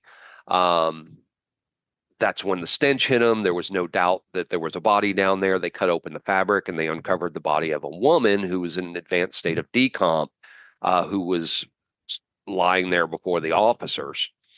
On the initial investigation, they weren't able to identify the victim. She had no personal belongings to reveal her name, and only seemed to have a small towel draped over her shoulders with no notable identifying marks. So the authorities then gave her the name Tent Girl, reference to the fact that the green canvas her body was wrapped in was the fabric used to make tents at the time. There was no other physical evidence that was found at the crime scene to provide a solid lead. Um, But when the initial investigation was complete, the body was taken to St. Joseph Hospital in Lexington. There, Dr. James Melean, I'm not sure, Mlelen, he took the task of trying to determine how the young woman met her end. The autopsy report detailed she was approximately 5'1" and weighed about 110 pounds. She had reddish brown hair, a noticeable gap between her front teeth, and was estimated to be in her late teens. Um, as I said earlier, that made it more difficult. She had no other distinguishing marks to help uncover her identity. Furthermore, advanced decomp made it very challenging to produce an accurate sketch, as the discoloration of the eyes and altered shape of the nose distorted the original features. Um, this is one of the last things that investigators need. They do not need to be dealt the hand of a gruesome case, but they got this. No. Yeah. It was approximated she had been dead for anywhere from 2 to 3 weeks. There were no bullet wounds, no stab wounds, or no signs of strangulation. The specific events leading up to death by asphyxiation, which is what they decided it was, could not be confirmed. They figure she may have been struck on the head with a blunt object, which rendered her dazed or unconscious. The killer then wrapped her body tightly in the green tarp she was found in, um, secured both ends, and dumped her over the embankment. It's very possible that she was trapped inside the tarp, unable to move, see, or call for help in her weakened state. So that's why they said it's likely that asphyxiation was how she died. What a terrible Oh way to die. no. Yeah. They did decide to try to get a detailed sketch, and Covington patrolman Harold Muser did the sketch, and it was later released to the public in hopes someone would recognize the young woman. Police could only pin their hopes on the sketch because that was their only lead. Um, if they couldn't, she was just going to be another name that'd be lost in the shuffle of unsolved cases. And on top of that, they had a killer on the loose. For all they knew, Yeah. could strike again. Um, so they needed help. Um, Immediately after the sketch was released to public, more than a dozen people arrived at the Frankfurt police station wondering if she was their missing loved one. Unfortunately, or fortunately, really, depending on how you looked at it, each person either left disappointed or with renewed hope that their loved one could still be out there alive and well. In the weeks that followed, police received over 100 calls, each one carrying a desperate voice on the other end of the line. And out of all these potential leads, only three showed promise. The first was Loretta Jean Slesser, who was reported missing by her family about a year before the discovery of Tent Girl. A recent update to her case was a reported sighting in Florence, Kentucky, roughly 60 miles from Georgetown. Loretta would have been 16 at the time. She matched the description almost to a T, even down to the cavities in her two upper front teeth. So her mother was asked to travel to Frankfurt to meet with the state detective in charge of the investigation and provide more details. However, during the interview, it was revealed that Loretta was 5'4" and not 5'1" like in the unidentified victim. So this immediately took the wind out of all their sails. There has been no significant update in this case that I could find anywhere. Unfortunately, I think she's just become another statistic in the hundreds of unsolved missing person cases. Um, so the second lead pointed to a missing girl from Pasadena named Debbie Crane, who was last seen on March 3rd, 1968. Witnesses reported seeing her with two men, her boyfriend Carl Colby and his brother Floyd Colby. And this lead came from Detective Sergeant Miller of the Maryland Police, who'd come across the Tent Girl case. And after seeing the sketch, he noticed the similarities between Tent Girl and Debbie Crane. So he reached out to Chief Detective Lieutenant Algen Roberts in Kentucky, who immediately cross-referenced Crane's description with Tent Girls, and the similarities were too significant to ignore. So Lieutenant Roberts requested that Sergeant Miller escort Debbie's family to Georgetown for an official identification. And on June 13th, 1968, her aunt, Velma Crane, made the trip. For 2 grueling hours, Velma examined autopsy images searching for any similar feature. But with the body so badly decomposed, she couldn't positively identify Tent Girl as her niece. There was some hope. Debbie's dental records were obtained, and initial comparisons suggested a possible match. But then an anonymous phone call threw everything into question when they just thought they might have this solved. A man with a gruff voice contacted Sergeant Miller, insisting Debbie Crane was alive and well in Bradford, Pennsylvania, but he hung up before Detective Miller could ask any questions. Determined to verify this, Miller traveled to Bradford, and to his surprise, he found Debbie and Carl Colby living comfortably, completely unaware of the chaos, 500 miles away. The couple was brought back to Maryland, where they announced to Debbie's parents their plan to marry. So this led to an end. Yeah, but Glad a hey, family got a happy ending, but yeah. At least no one's missing. dead end for Tent Girl. Yeah. As the case was growing cold, a new call came in from a distraught mother who could potentially solve the case once and for all. She was searching for her 15-year-old daughter, Doris Ditmar. Based on her description of Doris, it again seemed highly possible that her daughter could be Tent Girl, and every piece of the puzzle was seeming to fall into place. Even without being able to verify the body due to the advanced state of decomp, Doris's mother began to believe that Tent Girl might actually be her missing daughter. But just as police were about to release the body to the Ditmars, that door would slam shut because Doris Ditmar's daughter was found alive and well. As it turned out, she had run away with her boyfriend, frustrated by her mother's constant meddling and nagging about her personal affairs. So Hmm. another missing daughter was turned out to be a runaway. So police were back at square one. So these three leads were robust. They decided they need to look at it from a different angle. Kentucky police uncovered similarities to another murder case in Doylestown, Pennsylvania. The lifeless body of 16-year-old Candace Clothier was found wrapped in a canvas tarp roughly a month prior to the discovery of Tent Girl. So they thought, maybe it's possible Tent Girl wasn't the first victim. Both Hmm. cases involved the body of a young woman found wrapped in a canvas material. Um, any clue to this point, even if it was a coincidence, had to be explored. So they took a sample of the tarp used in the Clothier case, which was sent to Kentucky State Police Department for analysis. But when the results came in, they were disappointed to find the lead might have been a red herring. The fabric in the Clothier case turned out to be from a canvas duffel bag, not a tent-like material. And then Candace Clothier's death it ended up being ruled accidental drug overdose before they finally further separated the investigation. So Hmm. this proved to be another dead end. Um, Nothing else was discovered to connect those two murder cases. So Sheriff Vance and the Kentucky State Police were back to where they started. Tent Girl remained a distorted face without a name.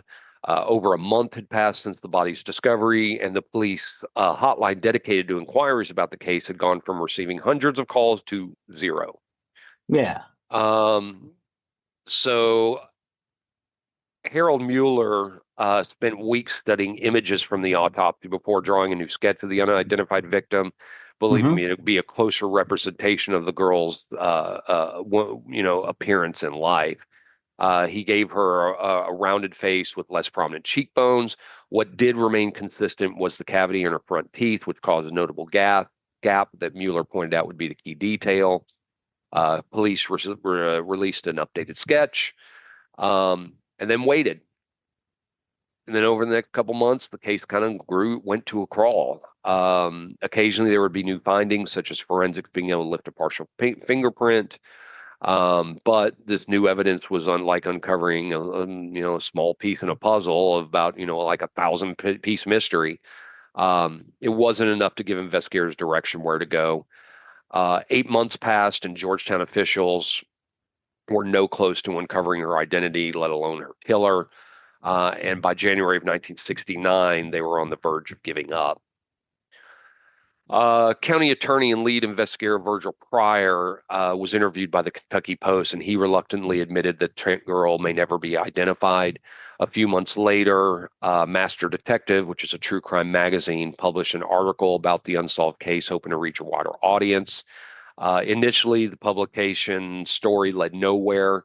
But what nobody predicted is this would actually end up being a catalyst for a major breakthrough. 29 years and 11 months later, as the case went 30 completely years. cold, the responsibility of the investigation fell to the Scott County Sheriff's Office in Kentucky. And over the years, it was passed from one investigator to another and remained unsolved. And so buried beneath a nameless tombstone, she was remembered not by a loving inscription by family or friends, but by cold clinical detail. Everything she had been, her identity and her story, were reduced to words from her autopsy report, punctuated by a melancholic declaration. And this is what was on her headstone. Tent girl found May 17th, 1968 on U.S. Highway 25 North. Died about April 26th to May 3rd, 1968. Age about 16 to 19 years. Height 5 foot 1 inch. Weight 110 to 115 pounds. Reddish brown hair. Unidentified. And in this limbo is where Tent girl will remain for the next 3 decades. So we're going to fast forward to October 1987. Todd Matthews was a 17-year-old factory worker, and he went to meet up with his friends to hang out for the evening. Halloween was just around the corner, and so they decided to swap scary stories, the usual. And then one of the friends, Lori Ann, it was her turn. Todd was very smitten with her, and he hung on to every word. But she wasn't telling your normal over-the-top urban legend. Her story was real. It was a gruesome crime that had haunted her own father for years because Lori Ann's full name was Lori Ann Riddle, and her father was Wilbur Riddle, the man who discovered the body of Tent Girl. Oh, wow. So this night would set Todd Matthews on a path he never would have anticipated. He and Lori Ann would marry, but from that night on, Todd became determined to uncover the identity of Tent Girl. Um, and his drive for this might have been shaped by his own past. He had a brother and sister who passed away as infants, and he knew the pain of losing loved ones that felt unfair and resolved. He empathized with Tent Girl and believed that she, along with her family, deserved closure, and whoever did it put to justice. So the story became an obsession for him, and it pushed him to search for answers. Um, but he didn't know. He was this young, inexperienced kid. How could he take on a mystery that seasoned investigators feel to solve? He dove into the case head first. He pored over stacks of old newspaper clippings, read through interviews, wrote down every detail, committed them to memory. He wanted to get a firsthand account, so he turned to his future father-in-law, Wilbur Riddle, and thought that he could spot something investigators had missed. And during their talks, one particular clue stood out, and that was Tent Girl's age, because the reports consistently stated she was in her late teens. But Wilbur Riddle could swear that she looked older than that, and investigators fixated too much on this estimate, unintentionally narrowing their search. Yeah. So Todd couldn't shake this, and he was focused on the towel that was found in the body. What he thought might have been an ordinary towel of little or no significance might have actually been the type used in an infant's diaper. So he shifted his investigation entirely new direction and thought, what if Tent Girl wasn't a teenager after all? What if she was actually a mother and an adult woman? Hmm. So he kept chasing the truths. But this was the 1980s. There was no internet, no accessible database. It was just persistent and miles of paperwork to go through. He would trace every possible lead, linking Tent Girl to other missing persons cases, always with hope. But then in the end, he ended up right where he started, at a grave with no name. And for the next 10 years, this was his life. It was, again, an obsession. This Good frustrated man. nodded. Oh yeah. Well, the frustration kept chewing on him, and he was like he said he felt he was close. He knew he was. He thought that the truth was always within arm's reach, but that he just couldn't get it. Um, it actually put a strain on his marriage due to piling phone bills and travel expenses. Lori couldn't wrap around to have the obsession that Todd had. It's led to Even though she gave it to him. well, yeah, but she just couldn't understand the obsession with it, and this led to arguments, which got worse. Um, and for Todd, it wasn't an obsession as much it was as an obligation. Yeah. Um, he decided to make it his personal mission to become more methodical and becoming a seasoned investigator, and he was developing a sharp eye for details. So what he did was every night, once his family was in bed, he'd go down to his office and start going over the evidence over and over and over, just looking for clues or something to to have him press forward. But then he started to feel like he was running in circle. Then a new tool emerged that changed everything: the internet. 1990, he recognized this potential immediately, not just as new technology, but a way to connect with people in an instant. With email, he could now contact people faster than before. Government agency records were suddenly at his fingertips. Reaching out to media networks was no longer slow. It was changing the way investigations were being conducted. And for someone like Todd, it wasn't just an advantage, this was a game changer. So in 1997, he launched tentgirl.com. The domain is now sold and contains very different content, so you can't see it anymore. But back then, that's where he compiled all the information, every detail, every clue, decades worth of investigation now to click away for other people who might be looking to help. And every night he spent hours reading through messages and working with other internet detectives trying to find that one connection. 1 year later, a missing persons listing appeared on his screen, and it stopped him in his tracks. His gut told him to take a closer look.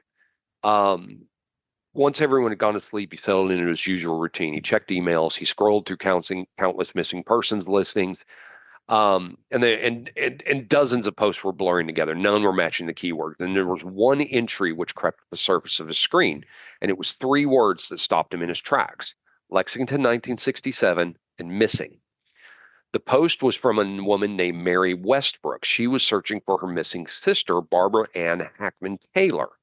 And it read, quote, "My sister Barbara has been missing from our family since the latter part of 1967.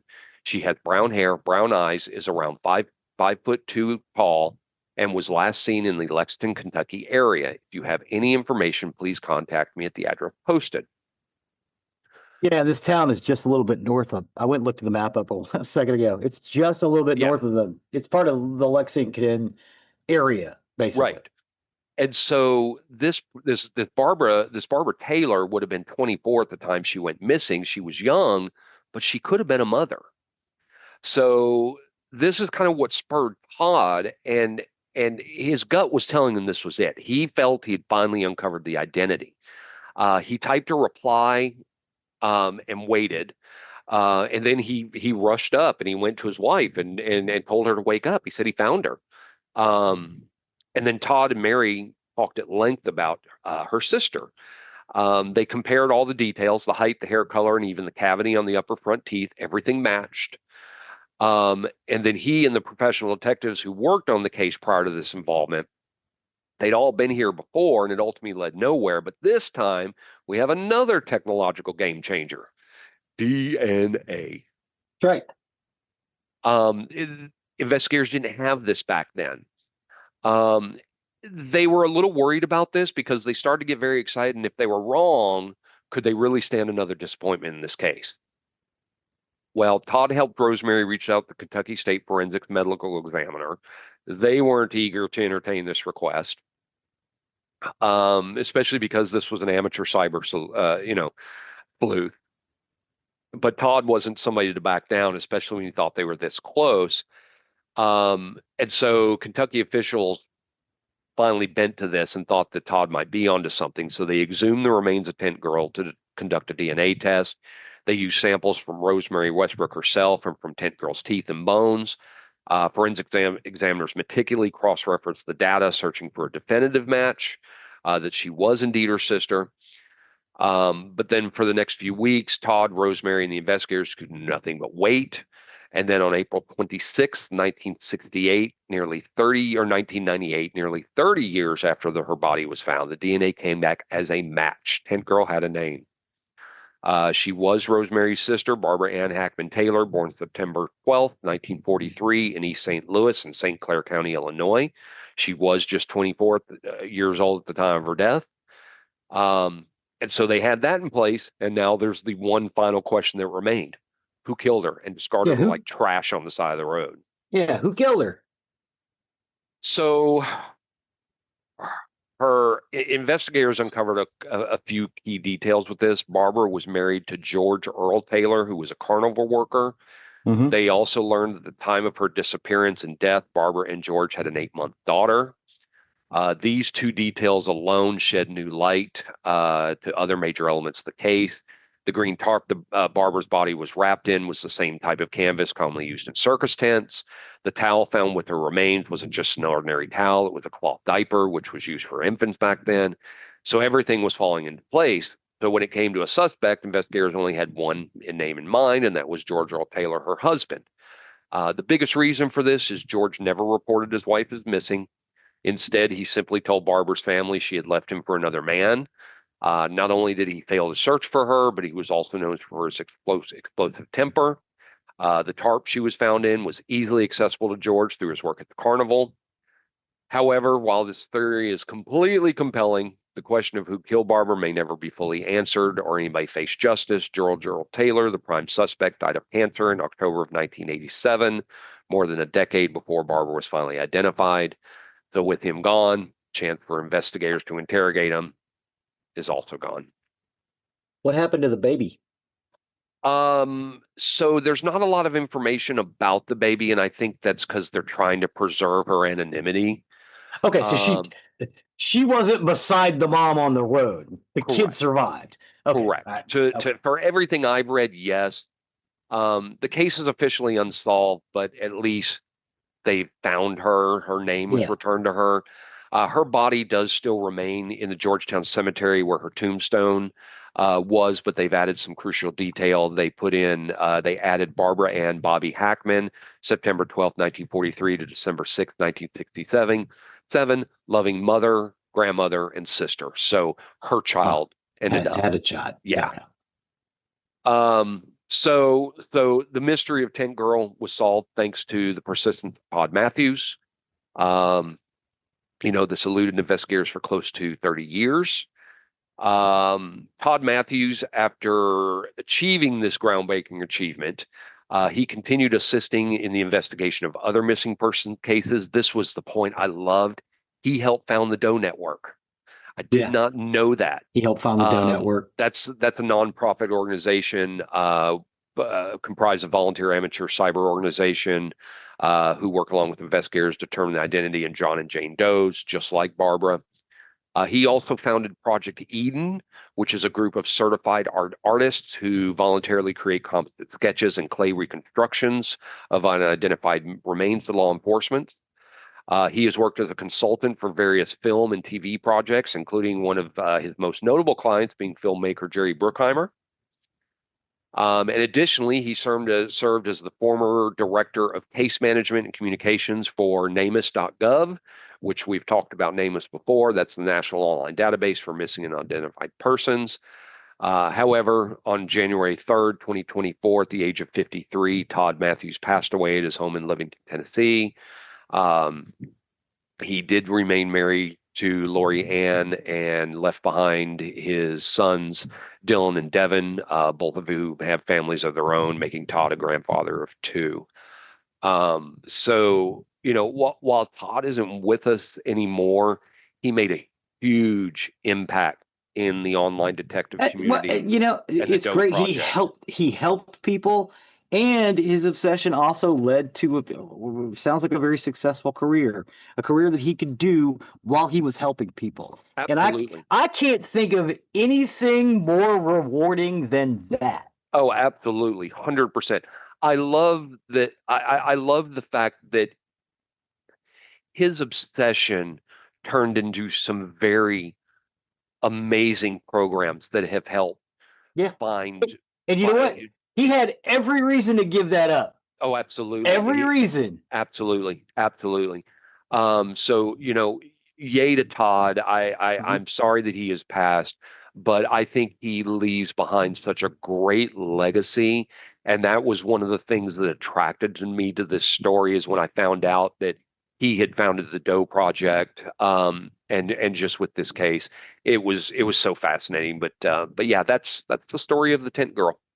Well, thank you, sir. That was fascinating. I'm glad they got some closure for those people. I am too. I am too.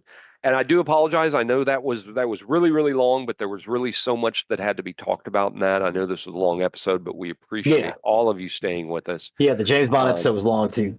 oh yeah, absolutely. I don't even know how long we went on this episode. I think almost 2 hours. Okay. Um, so that will take us to the end of another recording week. As always, you can find more about us on nerderymurdery.com. That's our website, our hub for everything about us. You'll find links to this episode, pictures from the episode, as well as the link to our YouTube, which Zig so often updates. Yes, please check this one out. You've got a bunch of those scenes. You should, all the ones that we talked about. There's good scenes in all of them, Uh, including "No, Mr. Bond, I expect you to die." oh, God, yes, that's it. absolutely. I appreciate all your work on that. Oh, thanks, sir. You can also find the link to our merchandise page, where if you wish to show off your nerdery and murdery fandom, please do consider purchasing something from there. That along, you can also find our Patreon account or our Patreon from the link on our website. Our patrons, along with our merchandise purchasers, do help with the costs that are associated with this show. It really It really costs us to keep everything on the air for our uploads, our storage, our Yep. website, everything like that. There, it is not cheap. It is not free, and we do appreciate each and every one of you. Please and thank you. I also forgot to put in there, please do check out jeffreyhwright.com. Hopefully my book is out by now. If it is, you'll be able to purchase it there as well as on Amazon. It will be available as an ebook and a physical book. But you can either get them from Amazon or from my website, jeffreyhwright.com. Zig is trying to become an author in his own right. As we get farther in his path, we'll make some announcements on that as well. Thank you. Um, Thank you, please, and thank you. Please don't forget one thing you can do for us for that is completely free is leave a 5-star review wherever you can. It really helps us and helps others find our content that may be looking for the information that we discuss. And last, but certainly not least, I'm out of breath. Chuck, go to sleep, my man. Good night, Chuck. Good night, Chuck. With that, I have been Zig with your nerdery. and I'm Jeffrey with the Murdering. Cue the music.